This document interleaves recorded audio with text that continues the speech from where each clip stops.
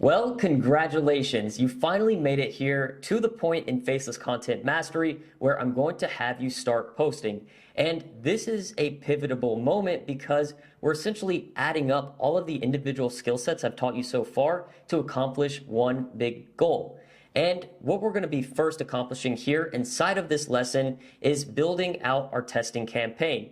And in this testing campaign, the goal is to first figure out who these people are in our niche, because there's three main ones. We're going to see there are doubters, we're going to see there are supporters, and there are buyers. And the way we figure out these three different audiences and types of people in our niche is by testing content before we actually start monetizing. Now, as you've seen so far in the course, there's only two types of content we've used: slideshows and videos. So we're going to be using both of these types to test, which then allows us to figure out who these people are in our niche, so we can then tap into the depths of the supporters, trigger the doubters, and sell the buyers. And let's take a look at this process.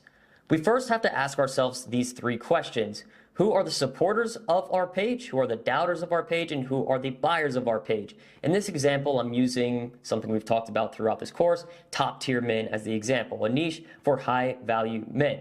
So to find out each of these different audiences and types of people in our niche, we must test them with content following the principles and objectives in lesson 3. So just a little refresher here. Let's say I want to use a hook for supporters. Who are the supporters of top tier men? I'll use a hook like this. Top tier men practice these 3 habits on a daily basis. A hook for the doubters? You never do these 3 things as a top tier man. An example hook for the buyers? If you have these 3 traits, you are a top tier man. And I made these 3 all be very similar so you can tie it together and see how this all works. Because before you start monetizing, you're going to have a full 30-day testing period. So after 30 days, you should know exactly how to tap into each of these 3 tiers. And the way you'll know that you're tapping into each of these 3 tiers and that you found the people with your content is by looking for indicators like these. You'll get comments. And when you get comments, let's say for the example for top tier men practice these 3 habits on a daily basis, the way I would know that it is targeting the supporters and getting them to enjoy the content is maybe there's a comment like this: I agree, or I do these things every day. Like, this is so true. Like, we know that these people are supporting it. It's a supportive comment. An example for the doubters, if the hook is you never do these 3 things as a top tier man, maybe you get a comment like this. It says, if you do these things, it doesn't mean you can't be a top tier man. You know, you're starting to trigger people. You're starting to have the doubters shine through the clouds. And when you see comments like this, you'll know, okay, this is a type of post it's bringing out the doubters. So I know how to do even more of this. And then the same thing with the buyers. If I do a post and my hook is, if you have these 3 traits, you are a top tier man, and someone comments, top tier men are the future, or I'm working on this, I'm becoming a top tier man. You know, these are comments from the buyers. Now, it can be easy to kind of mix between the supporters and the buyers because oftentimes buyers are supporters, but supporters aren't always buyers. Some people like these things, but they aren't actually fully into it. So there's certain words that you'll see in comments that, you know, maybe will just prove that someone is a buyer, like they're actively working towards this, or that they're super into it, like there's a lot of emotion and passion in their comments, then you know that that person is likely a buyer and not just a supporter. And this right here is the plan. And if you follow this plan, as I say, you will have a breakthrough. What I want you to do is post 3 times per day for 30 days straight.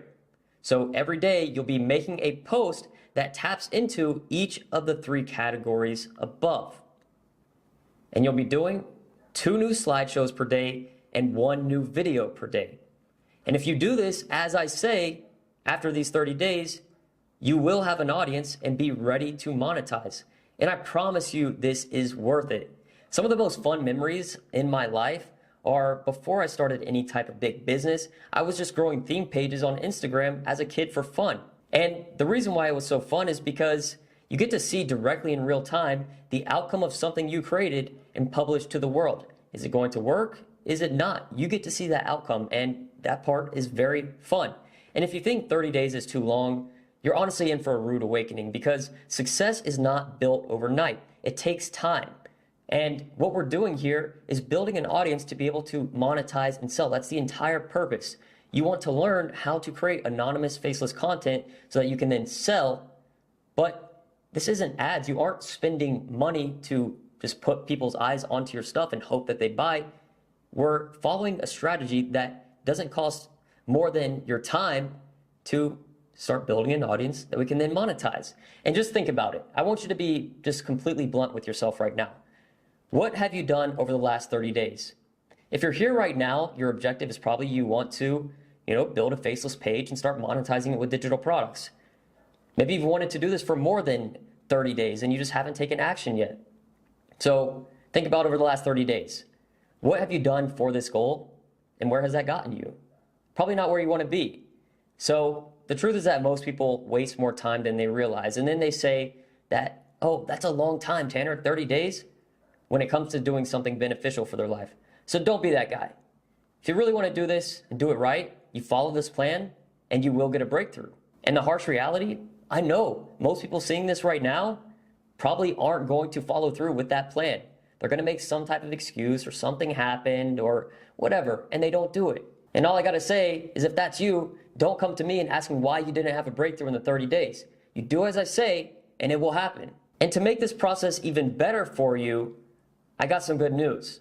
I teamed up with one of my students inside of DDM to create a special tool to help you track your 30-day testing campaign.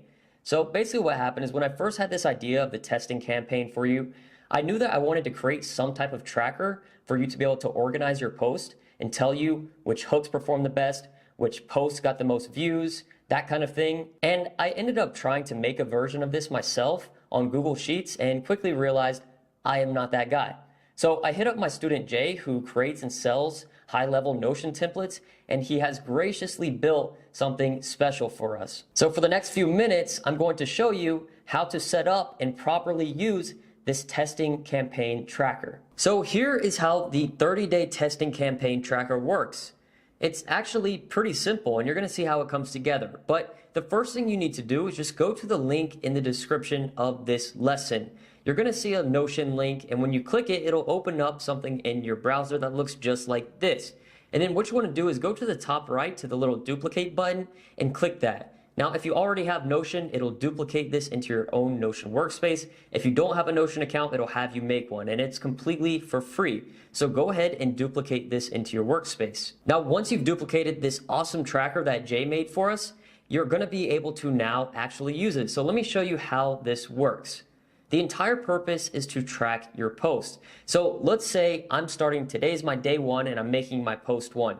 What I'm going to do is go over here to the right, and I'm going to type in post one. So let's say I'm posting 3 times a day. So today I'll be making a post 1, 2, and 3, tomorrow 4, 5, 6.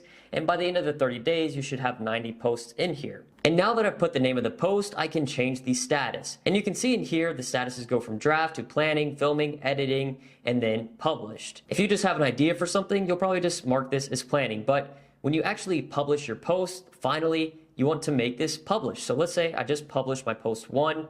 The next thing here is views. Now, as soon as you post something, you're not going to be able to input the views, but afterwards, a day after, a couple days after, you're going to be able to continue to update this tracker here on the views of the video. So let's say right now it just has 100,000. Okay, great.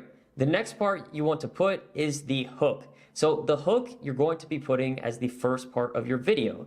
So this is very important, and it's usually just going to be a certain amount of words. So this is my hook for post 1.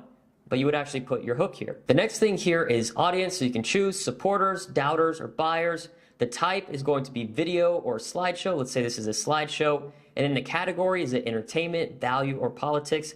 Let's say this is value. And then the URL, you want to put the actual TikTok URL here for the post. And then caption, you can just put any notes here that you want to add relating to the post.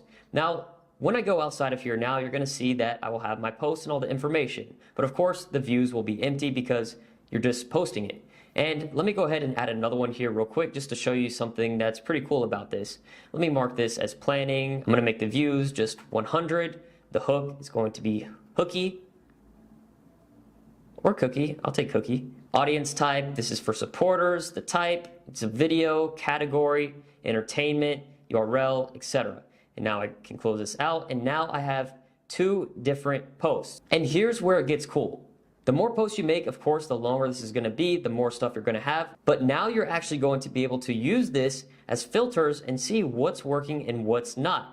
So first thing I can do here is sort by views. So automatically it's by descending, but what if I change this to ascending? So now it's going to rank all of my posts here from lowest views to highest views, and vice versa when I change this back to descending. So that way I can always see, okay, which posts are getting the most views overall. And that's what I want to be able to see. And the next thing is category. Maybe I want to see only the entertainment posts and, which of those has the most views. Cool, I can do that. Then I can exit out and it shows everything again. Same thing for audience type, and maybe I just want to see the performance of my slideshows. Boom, now I only see my slideshow posts. And what will happen as you start using this is you'll get more familiar with it, one, but also you'll probably see that you're going to have to change the audience type on some of the posts after the fact when you're updating views.